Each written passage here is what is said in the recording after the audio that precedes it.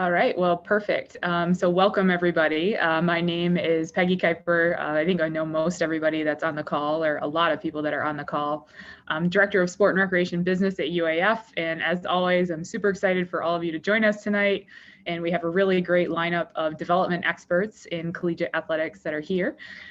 First and foremost, I need to give a shout out to Michelle, who's our obviously awesome adjunct instructor who's been setting these series up for the last 2 semesters. Besides being our adjunct, she also works for Dallas Cowboys as corporate partnership marketing, or I always like screw up your title. So, and I also need to give a shout out to Mark, our dean, for allowing us to host this series, and then Andrea and Spencer for helping with the marketing. They're doing an awesome job. So last and definitely not least, I want to say thanks to Andrew, Nick, and Immanuel for being willing to share your expertise with us tonight. And I really look forward to learning from all of you. So Michelle, the floor is yours. Well, thank you. And Peggy, thank you for the constant support to allow us to put on these speaker series. I see a couple familiar faces that pop in these when we host them, and I love seeing you guys come back. It means that you're finding value out of these, and I'm so confident that you will continue to find value, especially from this group that we have on around the business of college athletics, particularly in college athletics development. So I'll let Immanuel, Nick, and Andrew really go into what they do and some of the strategies behind their careers. But first, just a few housekeeping rules. I'm very excited to see that a couple more of our attendees have their cameras on for this speaker series. So nobody likes talking to a bunch of black squares. So if you are comfortable with putting your camera on, I would ask you to do that. It's meant to also feel like we're in a room together, just having a round table. So if you're comfortable with it, fantastic. If not, also understand. And if you're not speaking, just keep your microphone on mute, so we can monitor any feedback we might get when our panelists are speaking tonight.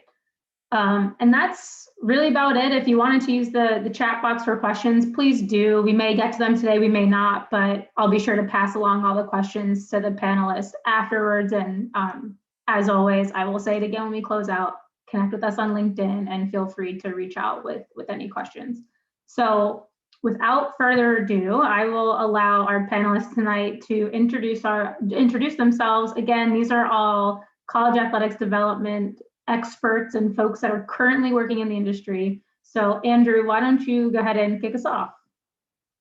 Thanks, Michelle. Good evening, everyone from Asbury Park, New Jersey, a couple time zones away, but very thankful to be here with you all. My name is Andrew Bauschelt. I work for Rutgers Athletics and our R Fund, which is our athletic development group, as the Associate Director for Development for Major Gifts with our team. So I've been at Rutgers for a little over 2 years now. It's a big week for us. Our men's and women's basketball team both made the NCAA tournaments for the first time in our history. So that is a huge step for us. But my job description is really kind of connecting our donors and our alums and our fans to the areas that they care most about within athletics. And so really, I think what Nick, Immanuel, and I will all kind of share and have kind of common answer here is that we're kind of the facilitators. I mean, in development,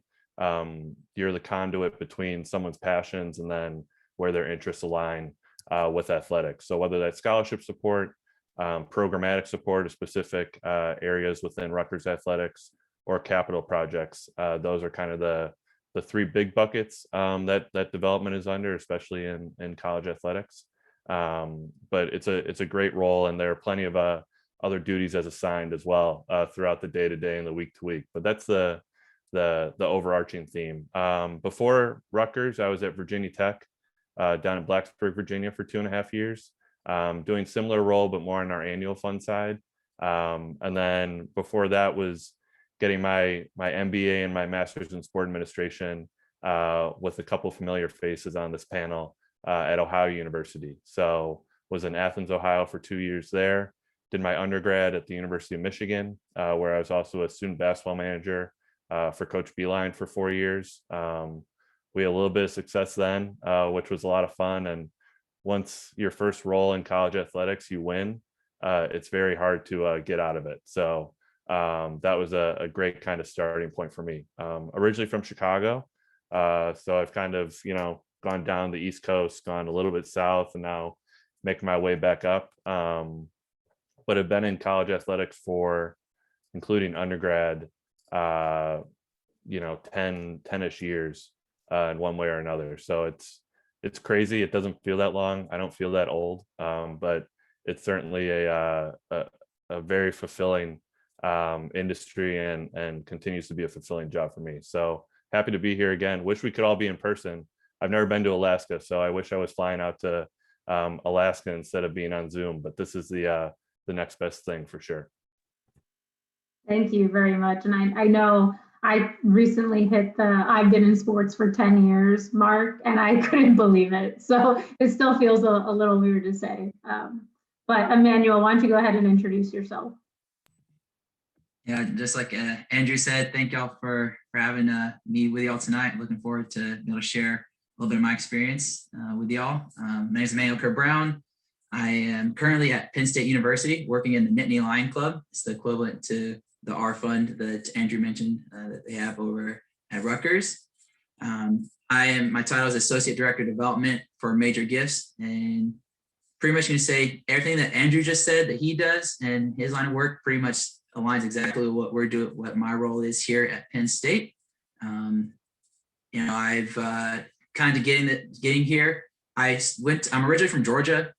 Grew up about an hour and a half northwest of Atlanta in a small town called Rome, Georgia. Had the opportunity to go to Duke University and go to school there and wrestle there. And so it was kind of my experience being a student athlete that made me have an interest in wanting to stay on a college campus for the rest of my life. And so with that kind of in mind, I went to Ohio University. I was a year behind Michelle, Andrew, and Nick. And I did the MBA, Master in Sports Administration program there as well. And then right after graduating from Ohio in 2017, I came to Penn State, started out on our annual fund. And, what Andrew mentioned before, about the finding people's passions to impact. It's the same thing with the annual fund. A lot of times our annual funds, we're trying to guide that impact and speaking to typically an unrestricted fund and just speaking to the overall mission of, providing support that our administrators can use wherever they feel like is most important in whatever year. And so that's kind of what my responsibility was when I was in the annual fund for about a year and a half, and then was able to be promoted here to the current role I am now. And so I've been at Penn State for it'll be 4 years this April. I did 2 years of volunteer and GA work with development at Ohio University when I was there in grad school. So I guess you could say my kind of professional career is 6 years. Even though I was an athlete for 4 years. So if you want to count that, I guess I'm at that 10 years with everyone else. But I'm at the 6 number. It doesn't make me feel as old as everyone else. Looking forward to chatting with y'all tonight. Thank you very much. And Nick, go ahead and round us out here with intros. Thanks, Michelle. Thanks, everybody, for jumping on here. Appreciate you taking the time out of your day to spend some time with us and listen to the third person talk about pretty much the same role that they're doing at Miami University. So Nick Smith, I'm the assistant AD for Major Gifts, more or less development at Miami University. Pretty much do the same thing. Everything to me is to scale. So I oversee all of the major gift fundraising that takes place for Miami athletics in the department there. It's a much smaller setup than both Rutgers and Penn State. Totally different situation, apples to oranges, but it's the same thing. We're trying to provide the best experience possible for our student athletes in a small college town, Oxford, Ohio, just in Southwest Ohio between Dayton and Cincinnati. I went to Miami for undergrad, so I've not strayed too far. I had a brief stint in Ohio with these guys for 2 years from 2014 to 2016. Got hired right back to Miami because I stayed in touch with people in the department. As a student, I got a finance degree and also interned in the department. And I'll tell a quick story of just kind of how I got into it. So my senior year in high school, I was visiting campus. So I grew up in Columbus, Ohio, just smack in the middle of the state. And the first person from the university to introduce themselves to me and my dad when we were visiting campus was a guy named Jude Killey, who at the time was overseeing all of the fundraising for the university, specifically for athletics. And he came back the day after we got absolutely demolished in the Frozen Four by Boston College. Cam Atkinson, who plays for the Columbus Blue Jackets, had a hat trick, absolutely destroyed us. And the next day he shows up to this event for kids that got into Miami but can't decide where they're going to school. And that was the day I decided to go. So after that time that I talked with him for maybe 10, 15 minutes, I wrote him a note afterwards. And at the very bottom of the note, I said, I'd love to learn more about what you do and what an athletic department looks like. And I had no idea. I thought you just kind of hung out and just went to sporting events, and that was how everything worked. And that's pretty much what we get to do. So fast forward now, he's my boss 10 years later, which is crazy. I interned for him for 3.5 years as a student. He hired me back in 2016. I've been back at the university for 4.5 years now, full time. I've been promoted in between, like in 2018 or so. But I mean, so this business is just such a small world, and it's been a lot of fun to kind of navigate through without ever having to leave my home state. I'm sure that'll have to happen at some point in my life. I'm just delaying the inevitable, I guess. But all in all, just absolutely love what I do. Andrew put it really well, of kind of being the medium between an alum, a fan, a donor, and the institution that they care so deeply about. So I have a ton of fun because no day is the same, and at the same time too, it's not rocket science. It's you're really just being a connector and spending time with people, finding out what's passionate for them, and trying to make connections. So super excited to be here and happy to help however I can. Well, Michelle, thank you. mark that down. Yeah. That Nick said I said something really well. Make sure write that down. Just that might be That's your rare. one for the day. That's few and far between. There's video evidence. This is recording, so we should be okay.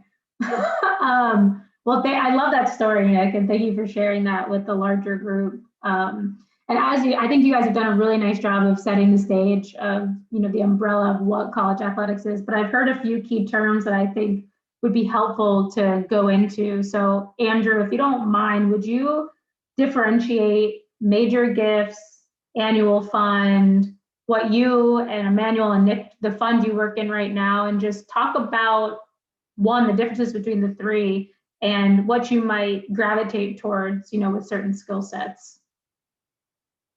Sure. I should also note Immanuel is sandbagging. He was a 2-time NCAA qualifier as a wrestler throughout his college career. So when he just says he's just an athlete, he was a little bit more than that. So yeah, I sometimes go back and forth because I think a major gift at the end of the day, if someone's giving you money, to that person, $100 could be a major gift, $1,000 could be a major gift, 25,000, all these different. So internally, I think each of our universities probably has a different moniker of what a major gift qualifies as. But if I'm talking to a donor across the spectrum, any sort of investment in athletics and in a program is a major gift, probably in their eyes. But so we look at it as on the annual fund side, you'll hear a lot about how it's like the lifeblood of a lot of athletic departments. The annual fund is normally mainly either scholarship support, so going towards the student athlete scholarship bill. At Rutgers, I think our most recent scholarship bill was $16.1 million for student athletes. And that is a line item that's the largest reoccurring annual expense for Rutgers athletics on a year-to-year basis. At other schools, it's more. At Virginia Tech, when I was there, it was right around 15 or 16 million. But college by no means is getting cheaper anytime soon. And so for more and more, if we want to attract talented student athletes to come to our campuses, being able to provide scholarship support is a key piece. So that's why we call it kind of the lifeblood. As Immanuel mentioned, it's also an unrestricted fund a lot of times as well. So going towards really enhancing the experience of the student athletes while they're at Rutgers, Penn State, Miami, Ohio, across the board. So whether that goes to academic support, nutrition has become a huge key, health and wellness of our student athletes, whether it's the physical health through athletic training or the wellness piece, I feel like is becoming such a key initiative, especially over the last couple of years, and especially given last year with so many of our student athletes having to go through competing with no fans, competing with little to no interaction with their peers, with their parents. That's a huge factor as well. And so on that side, it's the annual fund side. And then on the major gift side, those are more pledged out gifts. So where on an annual fund side, you would really give your annual gift of 100 or 1,000 or really whatever sort of, denomination you'd want to do. On the major gift side, those are more pledged out over, 5 years. And those, depending on what the size of the gift is, they can still go towards scholarships. So go towards either, setting up an endowed scholarship, where you're able to know your recipient, you're able to kind of get to have that gift in perpetuity, because an endowed scholarship is invested. And so you get a spinoff every year that is able to be spent on scholarship support. I might be going a little deep into the weeds on this, but that's one way of major gift support. Another is capital projects. At Rutgers, 2 of our capital projects have just completed our new athletic performance center and our new academic center, which were 2 of the newest athletic buildings in decades that were built. And so a lot of major gift support goes towards capital projects, and then also towards programmatic support. At the end of the day, you could be very hugely interested in Rutgers women's soccer and supporting them through a 5-year pledge or a major gift towards their recruiting budget or towards a specific facility or a specific need of that program. We allow for that to happen. And so both are equally as impactful in their own ways. And it's really, I think, as Immanuel said earlier, it's tying whether it's an annual fund donor or a major gift donor to what they're interested in and how they can make the impact through the type of support they're looking to make on either an annual basis or a pledged out basis over 5 years. Thank you for breaking that down. I think it's very helpful to understand the difference. And, I don't think I understood the difference until graduate school. So I think it's helpful to talk through. So I want to shift a little bit. Immanuel, we heard how Nick got interested in college athletics through his experience at Miami, but how did you land on working in college athletics? And tell us what you like about it. Yeah, I'd love to. I mentioned I went to Duke for undergrad, and I majored in engineering while I was there. I was a big nerd as a kid, went to space camp, loved going to air shows. My stepdad had recreational pilot's license. And so I was always around planes and flight. And I was too scared to think about wanting to be a pilot, but I was always kind of naturally gifted at math and science. So I'll help design them. So I thought I was going to go to school, wrestle, and then go work for NASA afterwards.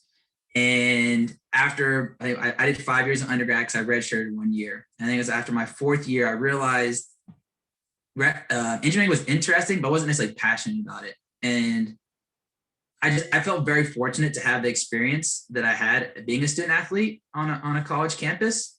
It helped me grow a lot personally.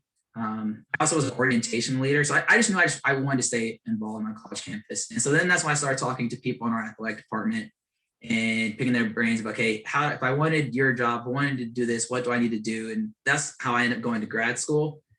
And then as far as the athletics fundraising, what got me into that, I think there was the advice I got that made me go and do it, but then there was the actual experience of working it that actually made me interested and love it. And so the advice that I got was when I told someone, when you tell people you want to be an athletic director, which was my goal, or what I said I wanted to be, and it's still trying to achieve. The current trend you see now are a lot of people getting there and rising through the ranks through fundraising. And so since that was advice I was getting from a lot of people, I was like, well, I guess I'll give fundraising a try. Honestly, I was really scared at first to do that because I can't even ask my mom for money. How am I going to go and ask other people for money? What? And so, but I volunteered with the Bobcat Club my first year when I was at Ohio, and then was fortunate enough to get the GA to work there my second year. And that taste, I wasn't really doing a whole lot of actual external fundraising or anything. When I was there in that GA, it was a lot of, calling people to make sure they were renewing their season tickets, taking those kind of requests in. And then I did get the chance to help plan events, like hospitality events and stewardship events. And so what was neat about doing those things was being able to meet a lot of the alums and donors of the university, and just see how much they loved their university, their alma mater, and how much they also loved supporting the student athlete experience, even though a lot of them weren't themselves student athletes. It was just that they loved being able to go to sporting events when they were there as students. They loved being able to bring their family back, or come to the university and just have these wonderful memories with friends all around college athletics. And so for me, it was, my real interest came with like, oh wow, it's so neat to get to know people's stories and about why they care about what they care about. And then, fast forward to get an opportunity to actually have an external, like, traveling fundraising role when I got here to Penn State, and, starting to actually ask people to give. And I remember my first scholarship I got to endow, or got to help someone endow.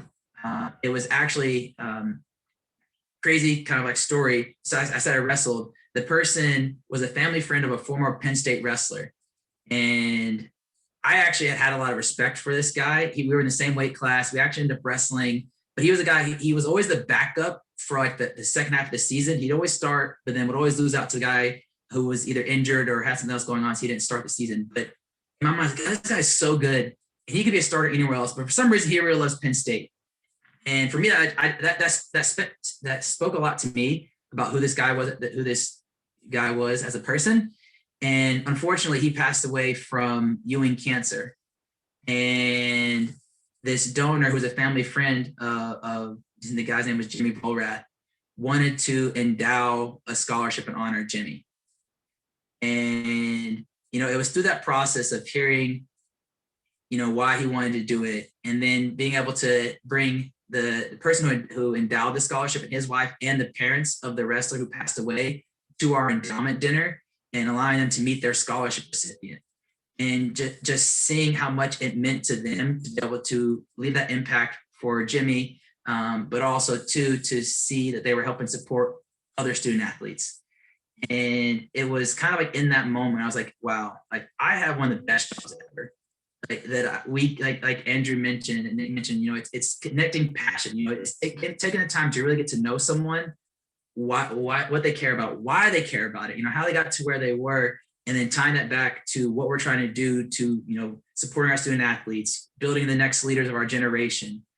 And it was through that I really fell in love with actually doing fundraising. Like before, honestly, fundraising was just an ends to a means, it was just a way to achieve a goal of mine of being athletic director. But now it's like, I love it. I've grown so much personally and professionally, and I think it's helped. And like the personal piece, it's just, to be a good fundraiser, you have to really take the time to listen and genuinely think about other people. And it's such a great reminder to me, even like my own personal relationships, of just like how to really treat people. And so it's just through all those things is what made me love college athletics fundraising. Man, you guys are killing it with the stories today. Like that's a great example of, something from surface level wise, like A to Z, talking with somebody about their passions. First of all, it must feel really good when somebody wants to honor somebody's legacy and use Penn State or Miami or Rutgers as the vehicle to do that. Like that's incredible in itself. And then giving the opportunity for those folks to meet the scholarship recipient. That's amazing. And, I think it's a great insight as to how it all comes full circle. But you mentioned something, when you were talking about this, how you kind of generate this love for fundraising, and your first thought was, how am I going to ask people for money? And like I sit in the professional sports side where I'm like, when you're asking people for money, it's not their money, it's the company's money. So it's like they could probably give her, like, take it or leave it.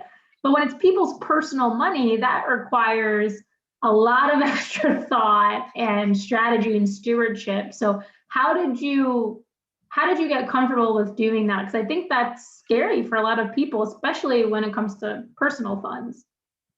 Yeah, I think part of it was just the repetition. just getting out there, getting the reps and actually doing it. I remember my first couple of times when I was meeting, we have metrics, right? We have to get X amount of meetings a month, raise X amount of dollars a year. And so I do remember, honestly, at first, I was kind of like sly in how I would reach out to people. I wouldn't necessarily mention I was going to talk to them about their giving. I would say, hey, my name is Immanuel. I work with the Nittany Lion Club. I want to reach out. I'm going to be in your area. And, I want to reach out to see how you're doing, hear your story, and just kind of give you an update on Penn State athletics. And that led to me getting meetings, but the meetings weren't always productive. And you're not going to always close a gift in every meeting. You shouldn't have that expectation. But you don't want to surprise someone, or like you be there and someone be shocked that you're eventually asking, you're like starting to talk to them about their philanthropy. And it was kind of just like through that, like really experiencing that. And then fortunately too, being able to do some training here and just picking the brains of other colleagues, where it's like, no, like, that's not the right way to do it. Just be upfront, set the expectations from the get-go of what my purpose is for reaching out to them. So, I still have the same kind of outreach of, hey, my name is Immanuel Kerr-Brown, work with the Nittany Lion Club, traveling to your area. We'll love the opportunity to sit down, get to know you, hear about your connection to Penn State, and also too, share what's going on with Penn State athletics, and ultimately, hopefully, talk to you about your philanthropic interests and seeing if if they have anything to do with Penn State. And for me, if you set it from the get-go what you're trying to do, it makes it really easy. Like I told them I want to talk to them about their philanthropy. Doesn't mean we're maybe going to dive into it right then and there that first meeting, but I've told them, like, if you're going to take a meeting with me, don't take a meeting with me if you don't want to talk about your philanthropy. And so if anyone takes a meeting, it shouldn't be a shock. And because I didn't feel like I was being sly in my outreach, and I was being very transparent and honest, it kind of put me at ease, honestly, and being able to just have these open and honest conversations. And then at the end of the day, when someone takes it, that means they have some interest and some level. It may not be a major gift. It could be a major gift. You don't know. That's what the meeting there is for, to assess and figure that out. But at some level, they want to give. They want to support Penn State. So then it's my job to get to know them and figure out how we can align their philanthropy with what we have going on at Penn State. I think that's great advice, even if you're not in college athletics, but any type of, I'm just going to umbrella it under sales, and any area of business, if you need to generate authentic connections, it's great advice to be transparent and set expectations from the start. Yeah, we have in this training that we do here is this radical honesty is the kind of term that they use in all your communications and everything you're doing. You should be radically honest about what I'm trying to do as a fundraiser or development officer for Penn State, and what I hope this relationship turns into. And hopefully it is an actual relationship that that lasts for a long time, and not just for us personally, but also their connection to whatever respective university that you're fundraising for. I would say also, just to hop in real quick, I think it's much easier when you have a deep care and passion for what you're doing and the institution you're working for. That comes across in your meetings with external stakeholders, whether it's donors, season ticket holders, fans, whomever. They can see that. And so if you're not invested in it, it's going to be infinitely harder to get that buy-in and that investment. And then it's also, I think, a passion and an appreciation for like what we do. I mean, at the end of the day, the three of us,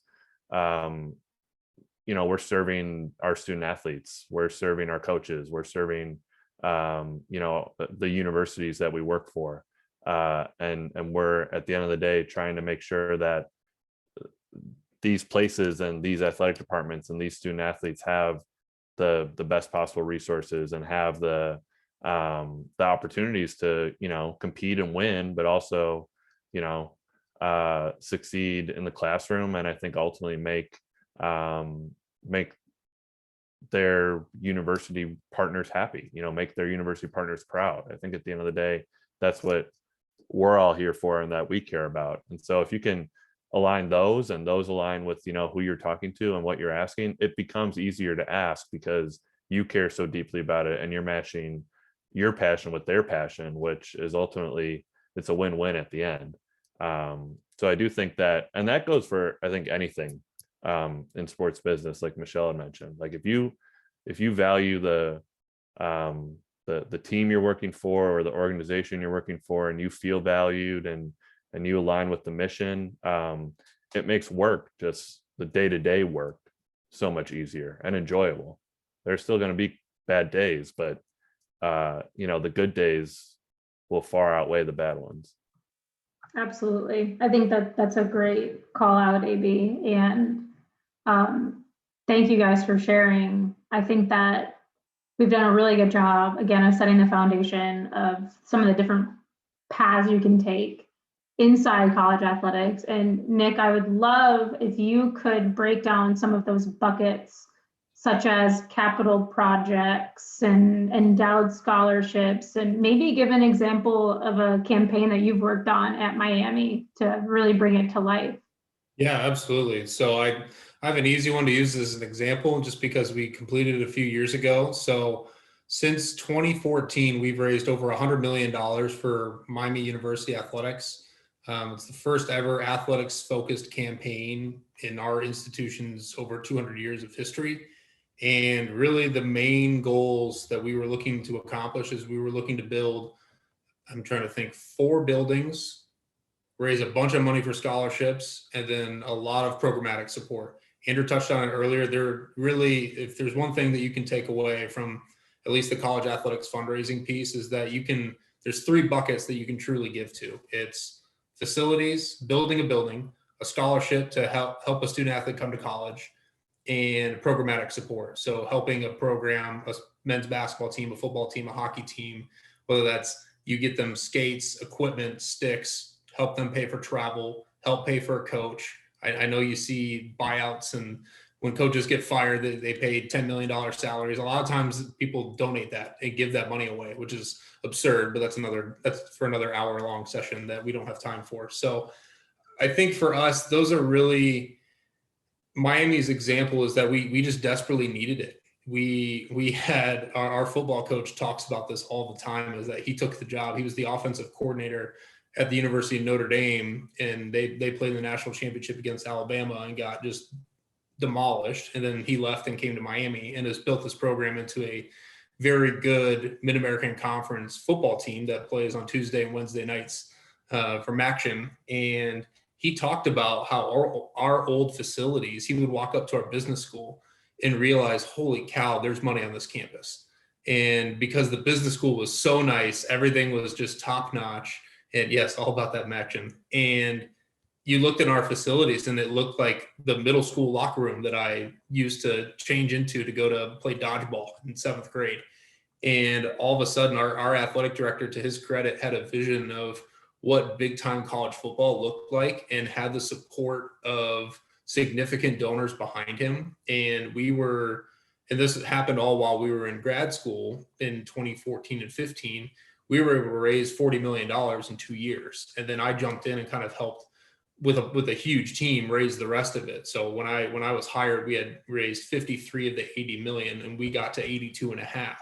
So a lot of what we were doing there was a checklist of things that we wanted to accomplish. So the part that was challenging is that you couldn't walk right in and say, hey, this is our number one priority, will you help us?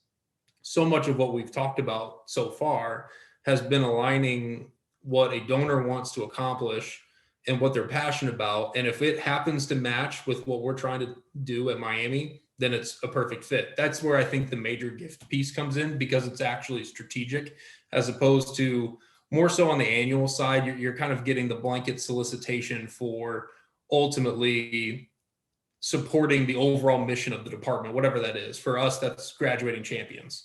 Is talking about graduating in 4 years, and hopefully you walk away after your 4 years winning a conference championship or a national championship or whatever that looks like. So from a grand scale, that's kind of what a campaign looks like. Normally when you see something announced that a school is building something or they're raising money for scholarships, they normally would have half of the money at least in the door. It's very rare that you would see an institution say, hey, we want to raise all of this, but we're starting at $0. Normally, this is really well vetted out with some of the top constituents within an institution to ultimately see if this is something that they're willing to invest in. And that's where it's far more strategic, far more hands-on, way more meetings that take a lot of time. That's not just over one dinner or one cup of coffee. So that's really kind of the big example that I've worked with from a campaign standpoint. And we work currently, we have all sorts of different giving initiatives that we've had from a support standpoint. Another example, just very briefly, is we have an event that we call Move in Miami, which is a one-day fundraising initiative to welcome in the new incoming class. So their first year at a college campus. We solicit all of our alums, parents, family, friends, anybody breathing, basically, to support the institution at any level. So there are 300 different things that you can give to, whether it's the College of Creative Arts, if you want to support the School of Business, and then for Miami, it's a great opportunity for the department or the athletic department to support those programmatic pieces. So coaches will send out emails to their former players and ask them for support. And one thing that's been really cool, at least that we've worked with, and I know Immanuel and Andrew have both done this as well, is when you work with a donor that's really inspired to get other people involved, they'll talk about what's called a matching gift, to where, and this is something that we've worked on recently with a football alum, is that they want other people, they want their giving to inspire other people to give. So how we'll market it and phrase it is that they're going to make a gift of, let's say, $50,000. And we will announce, hey, so-and-so donor has donated $50,000 to Miami football, and he will match $1 to $1 up to his $50,000 in support. So then ultimately it inspires people to give, to say, hey, you know what, my giving actually is going to be worth double, and I'm paying half, right? So 1,000 is 2,000, 100 is 200, 10 is 20. And at the end of the day, everything is to scale. So $1 million to someone is $100 to me. So that's really a great opportunity for us to identify people without us having one-on-one conversations, because we spend way more money targeting the higher end people that can write bigger checks. That's why we have more of those hands-on relationships with folks that have the ability to make that type of difference. So those are just a couple of examples from a campaign standpoint of what we do to raise money. Sometimes it's an overarching initiative, not just for a department, for an institution. An entire university, normally they create fundraising campaigns to accomplish a whole set of priorities, whether that is scholarships, building buildings, or providing programmatic support for new departments from an academic standpoint, or endowing professorships or things of that nature. So Michelle, I don't know if that answers the question that you're looking for, but that's kind of a 30,000 foot view of it. No, I think that's very helpful. And, you touched a little bit on focusing on what's important to donors. Like, I think you all have talked about that at some point, right? Connecting the passion points back to the universities. So, if a donor has a passion of investing dollars into an initiative that you guys aren't necessarily focused on right now, do you find a fit for it and kind of like compromise, meet halfway in the middle, or talk about a little bit of that kind of like salesmanship or stewardship you guys go through if that misalignment exists? Yeah, I can certainly touch on that, considering that so the campaign that I was talking about, that ended in the summer or the late spring of 2019. So the last 2 years, the university hasn't been really pushing anything for, hey, this is our big project to support. It's been your blanket, hey, support those three, the facilities, scholarships, and programmatic pieces, however you want to. So for us, it really, at the end of the day, like I'm not going to, if someone is super passionate about creating a scholarship and we're trying to build a building, but they want to create a scholarship for football, I'm not going to try to tear them away from that. I'm really not. It's because it's their money.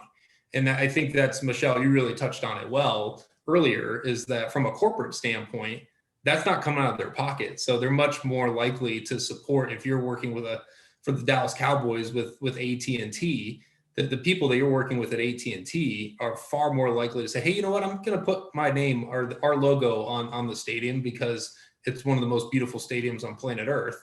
That makes a little bit more sense. If someone was paying that out of their pocket, they'd probably think twice, right? So I think that's the element of college athletics fundraising that's just a little bit different, is that I don't want to take, if someone is really passionate about, oh my gosh, I want to create a scholarship for a left-handed quarterback from the state of California that's nicknamed Sunshine from Remember the Titans, we're going to probably let them do that. I'll help them and kind of say, hey, we want to make sure that this can actually be used. And Sunshine was in that movie 20 years ago. That's not going to happen. And then you can just steer them into another direction to say, this is more impactful. I think if you talk about impact, that usually helps people understand kind of what you're trying to accomplish. And ultimately, if it kind of goes back to, this is why it's really important for the donor, then I'll follow that most times.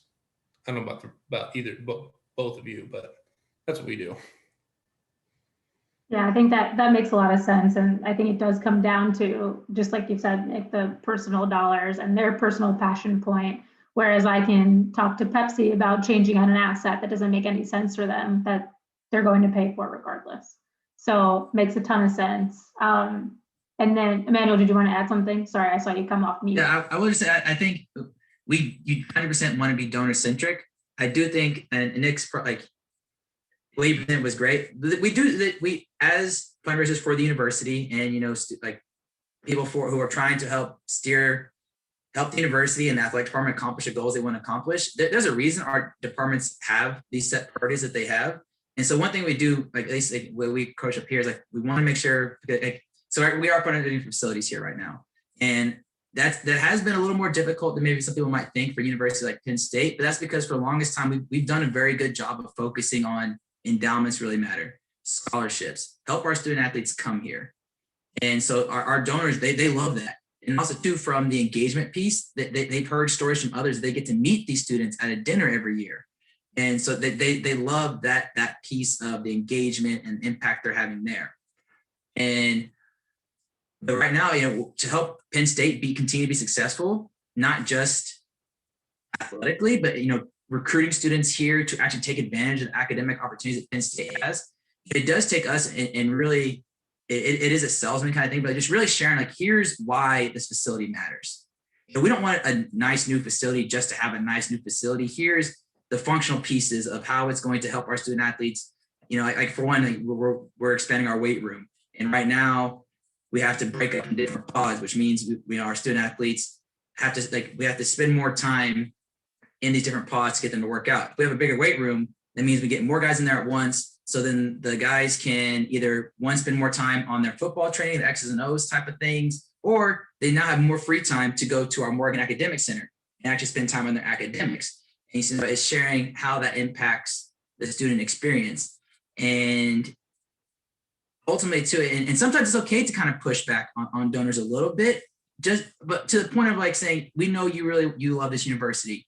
And that's the only reason I'm sharing this with you, is because our leadership has deemed this is what we believe is going to really help us get to the next level or continue to provide the experience we want to our student athletes. That's about as hard as I'll push it there then, but we'll have a lot of people say, you know what, Emmanuel, I hear what you're saying. The brick and mortar is just not me. I really want to support my scholarship. It's like, all right, thank you for your support. I think that's the biggest thing. No matter where it goes, you always say thank you and make sure that they understand that their gift that was valued, and then help them accomplish that. But you also never know how like doing that piece then opens up a conversation down the line after you've kind of set that seed in like, okay, facilities do kind of matter. I did kind of appreciate what Emmanuel said. It wasn't right for me right now, but you never know in the next 5 years if that's going to change. I think it's also relationship based too. If you have a great relationship with a donor, and you have listened and they've listened to you and they get where you're coming from. I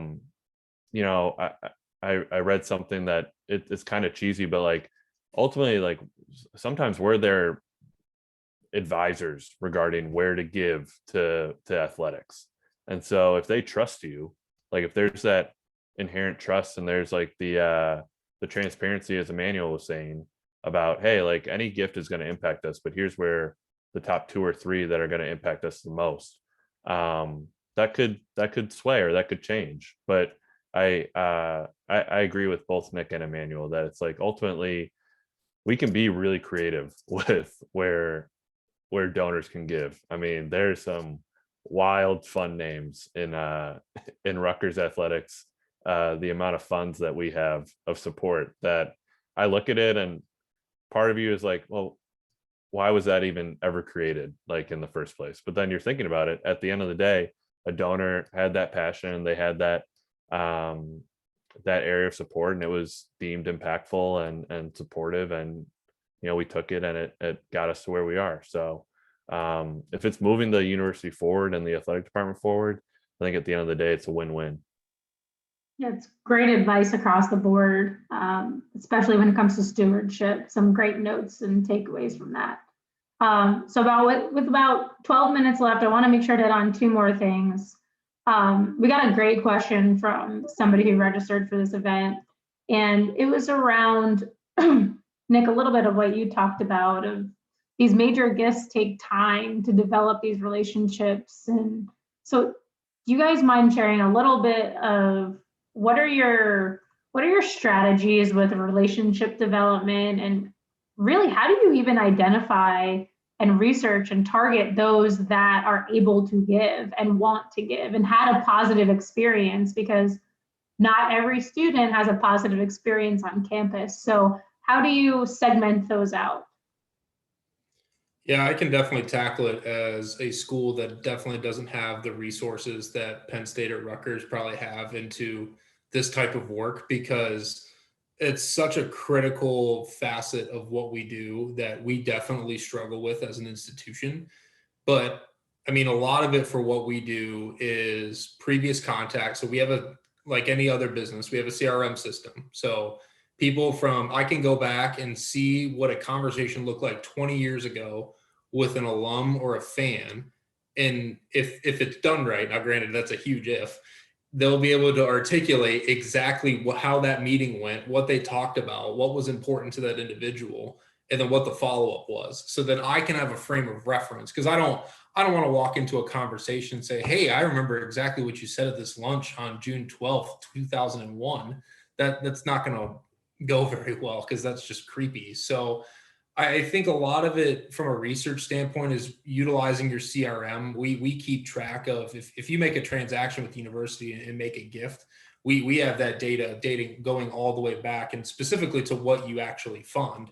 So if there's a really long history of you supporting scholarships at Miami University for our athletic department, I have a pretty good idea that your passion or what you're giving to is going to be most likely geared towards scholarships. So I can kind of walk in prepared to talk much more about scholarships. Or we obviously keep track of who's a former student athlete. So if I know that someone was a former volleyball player, I can walk in and be able to talk eloquently about what's going on in our volleyball program at Miami, as opposed to talking about football. Like, and I've heard horror stories of people at different schools that all of their giving was towards something totally different, but they played another sport for some reason, and all they did was talk about the sport, not what they gave to. So it's a combination of understanding what you go into.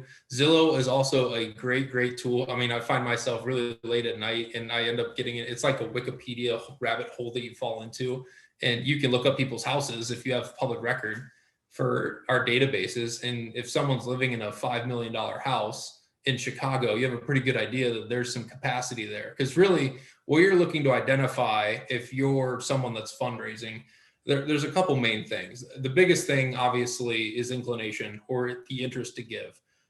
You could be the richest person in the world and not have an ounce of philanthropy in your bones, and it's not going to matter. So you have to be passionate about what you have to be able to see if someone has a history of giving, has an interest in giving based off of what contacts are saying, or they've actually written the check to do it. Wealth also certainly helps. And then also too, connectivity. Have they been attending games? Have they been coming back to events? Do they actually come back to campus? Is the contact information even correct? Because half the time, it's really hard to make a connection if you can't even get a hold of them. So those buckets all kind of help us kind of narrow down this focus of really where we're targeting. And I think everyone the four of us that went to Ohio will kind of snicker when I say this.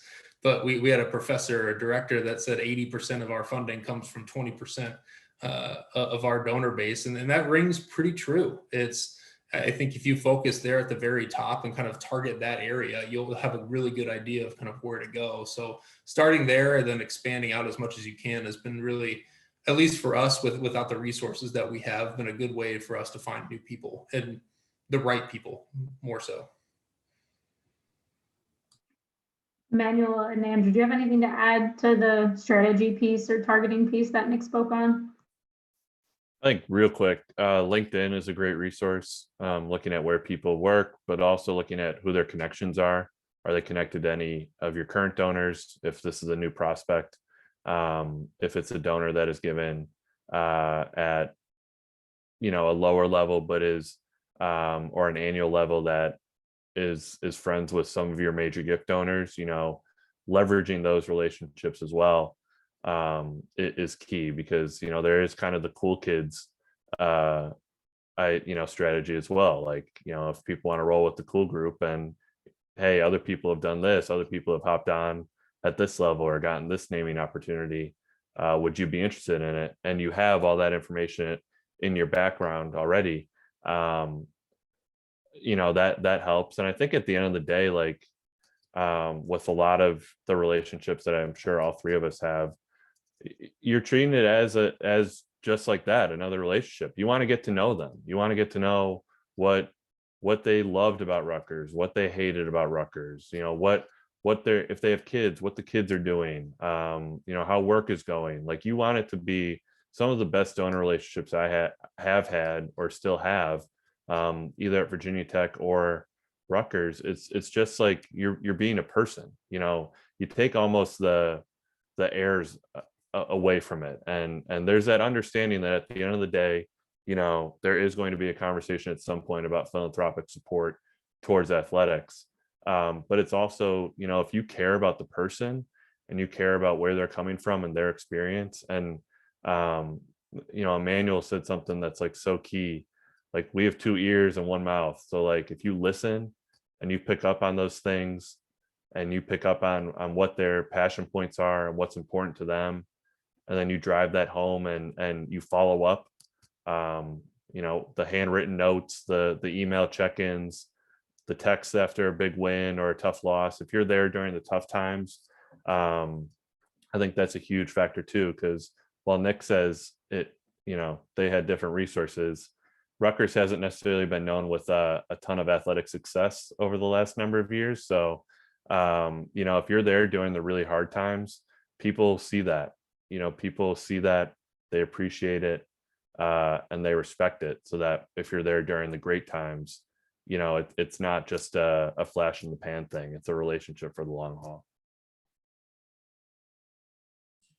And the only thing I would add to that, I mean, to what Nick mentioned from the resources place, you know, every organization is going to have different. We have a third-party vendor that we purchase information on of our donors, so that might be able to tell us potential wealth of them, and we look up their assets. And so if we kind of have that, our university also has a system where like they've started trying to hand off prospects to different units. So because technically I work for athletic, technically I'm a university employee that has like a dotted line to athletics. And so we actually get all the resources of the central university fundraising development as well. And so they'll actually send us every 6 months, we'll get a new list of names of potential people based on wealth, the contact reports that Nick mentioned, or the notes that Nick mentioned, and, you know, previous giving and things like that. The university is actually trying to help us to do that and send us a list of those new names every 6 months. But every school doesn't have that. But the one thing that kind of gets the point that Andrew mentioned is the connectivity piece. It's the referrals. You know, asking the donors. So it's the cool kids, like for people who be like, oh, you've seen what your friends been able to do. Do you want to be a part of this? But then it's also asking those donors who you connected with, like, do you think, is there anyone else in your circle that you think would appreciate having the kind of conversation that we've had? You know, you've seemed to enjoy the experience and enjoy seeing the impact that you've made. Do you have others who it makes sense for myself or someone on our team to reach out to have these similar discussions? And like that is the best like way to really find some new people if we don't have the technological advances or resources there. That word of mouth, the referral, like that is so important for finding new people. I appreciate you guys sharing that, and I'm sure we could spend another hour talking about research strategies and stewardship and all the good things that come along with college athletics. But with 3 minutes left, I just want to be respectful of everybody's time. I have to end with the question that I ask every panelist that joins us. If you could go back in time and tell yourself, an undergrad or a graduate student, something about your career, what would that something be? It's a tough one. Don't stress out. Don't stress out as much as you did. I feel like undergrad, I thought I wanted to be a basketball coach, working at Michigan, and I was super stressed about like, oh my God, I stopped playing like freshman year of high school. So I was like, I do not have skills. Like, is there a spot for me? Like, what's going to happen? And then I pivoted to development, and then grad school, I was stressing about getting a job in development.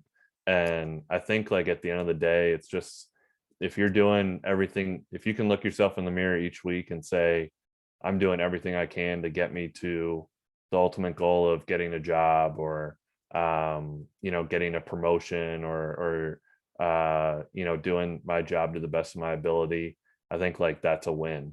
And that's like speaking to yourself. So I would say, don't stress out, and don't lose the piece of the net that you cut down in the Sweet 16, because I did lose that. So That's tough to top. I definitely don't have a Sweet 16 net that I lost or had the good fortune of cutting. I think very similar to what Andrew said. I think the big thing for me that I keep thinking of is just control what you can control. There's just so many things that just happen that you just have to deal with, and good, bad, and different. I spent a lot of time worrying about things that I just had no shot in being able to affect or impact. And I think being able to just kind of sit back and say, okay, what are the things that I can do to better myself in a good situation, in a bad situation? I remember when I was a senior in college, I still thought I was going to kind of enter the corporate finance world, or business school calls it finance, and I don't understand why. But I was in an interview in a Fortune 500 company in a leadership rotation program, and they said, "What do you want to do in 5 years?" And I froze, because I've been to all the networking workshops and resume workshops and all this stuff, and I knew what I was supposed to say. And out of my mouth, I said, I want to work in college athletics, which is just the worst answer if you're trying to work for a Fortune 500 company that makes tires in Akron, Ohio.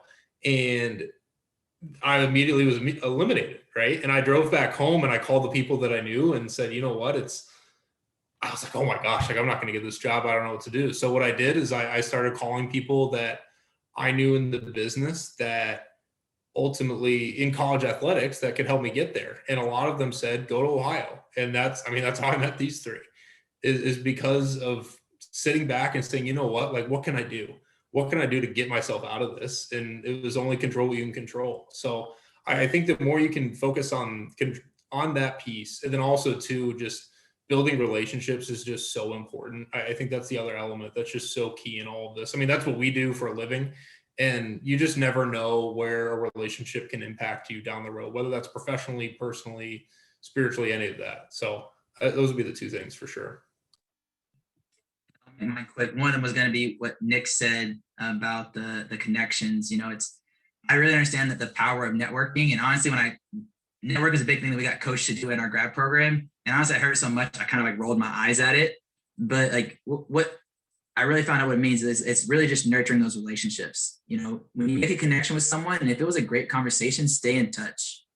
Keep that personal side of things. You never know, like Nick said, you never know how that could benefit you, or also how you could benefit them. I think don't think about it as such a transaction, but like Andrew and Nick mentioned, just personally caring about people. We're all people at the end of the day. Like, value that. But if anything else I can share, it's, I think one thing that's a big thing is like impostor syndrome, or just like being somewhere and feeling like maybe you don't belong, or you don't know what you're doing, or feeling like everyone else around you has it all together. I can tell you that no one really like has it all together. Everyone at some level, no matter where they are, is kind of faking it a little bit. Like, no one really has all the answers. And you know what they do when they don't have these answers? is they actually, like we said, the networking, that they ask other people. No one is doing this by themselves. Anyone who tells you they are, if someone actually is, I'd love to meet them and just pick their brain and let them be my mentor. But no one is doing this by themselves. So don't feel like you have to. And I think that kind of gets back to why like the network and nurturing those relationships matter so much, because you will need support. And if you ever feel like, gosh, I can't do this on my own, and that makes you feel like less about yourself, don't, because that's where everyone is. Everyone's kind of faking it and everyone needs help. And I think that's something that a lot of people, like, it's really good to remind yourself about that. Michelle, can I say one final thing? Yeah. Because we have like sports business students right here on this call. There are a good amount. Like, if someone in your program offers assistance or says reach out if we can be of assistance, or your classmates or stuff, like, take them up on that. Like, use your current network that you have, and build that, and like use your professors or like alums of the program that could be in an area. Like, be intentional about it. Like, reach out, build that relationship, and but use that to your advantage, because like those are all people that are willing to like go to bat for you, that are all willing to share their expertise, to share their areas. I feel like Nick, Immanuel, myself, Michelle too, even though Michelle was the most talented out of the four of us, like, we wouldn't be where we are without people that we reached out to, like, that we took them up on that. And if you don't take people up on it, then no one's going to go to bat for you, because they're going to think like, you don't need it. And so the more you can be a champion for yourself and reach out and make those connections and ask, and it can lead you to a ton of great places, like Asbury Park, New Jersey, or Oxford, Ohio, or Happy Valley. Yeah.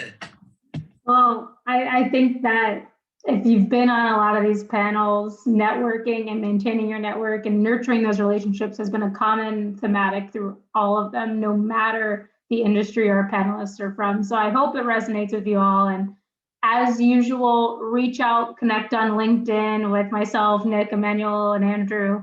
If you have any further questions, I'm going to speak for them. Reach out to them on LinkedIn and message them, and I'm sure they would be more than willing to have a conversation with you guys. But I know we're 5 minutes over, so I'm going to let everybody go. Just mark your calendars for April 6th. It's our next speaker series on the Tokyo Olympics, so it should be really interesting. And otherwise, thank you guys for joining. And Immanuel, Nick, Andrew, thank you guys for your time. And everybody have a great evening. Can we come to the one on the 6th? Come on, yeah. That sounds. Yeah, I need to learn more about the Olympics, so I'm in for that. It's in a couple months. That's why it's gonna be I didn't even know that. There you go. Thank you, guys. Thanks, everyone. See ya. Thank you. Thank you.